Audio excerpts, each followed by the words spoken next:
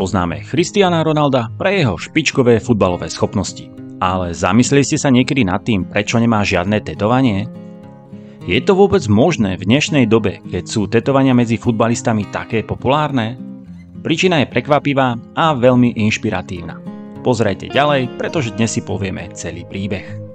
Dnes je medzi futbalovými hviezdami bežné, že majú telo pokryté tetovaniami. Pre mnohých sú tetovania spôsobom, ako vyjadriť svoju osobnosť, iným pripomínajú špeciálne okamihy alebo lásku k svojim blížnym. Ale Cristiano Ronaldo sa rozhodol pre niečo celkom iné. Dôvod, prečo Ronaldo nemá žiadne tetovanie, je jeho pravidelné darovanie krvi. Lekári odporúčajú, aby darcovia čakali minimálne 4 mesiace po novom tetovaní, kým opäť môžu darovať krv. Ronaldo si však uvedomuje, aký dôležitý je tento štedrý čin a práve preto sa rozhodol, že tetovania nebude mať. Cristiano začal darovať krv po tom, čo mu v roku 2011 spoluhráč z portugalskej reprezentácie Carlos Martins povedal, že jeho syn trpí leukémiu a bude potrebovať pravidelnú transfúziu krvi a kostnej drene.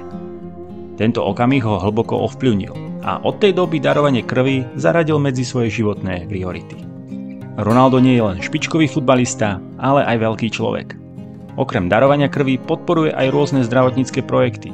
Výrazne prispel napríklad na vybudovanie jednotky intenzívnej starostlivosti v Portugalsku a je známy svojimi štedrými darmi na liečbu chorých detí.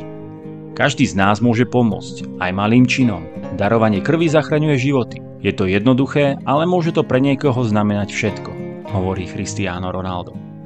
Týmto postojom inšpiruje milióny svojich fanúšikov po celom svete. Ronaldo nám dokazuje, že skutočná veľkosť človeka nespočíva len v športových výkonoch, ale najmä v hodnotách a činoch mimo ihriska. Ak sa vám toto video páčilo, nezabudnite na like a odber a napíšte do komentárov, čo si myslíte o takomto prístupe k životu.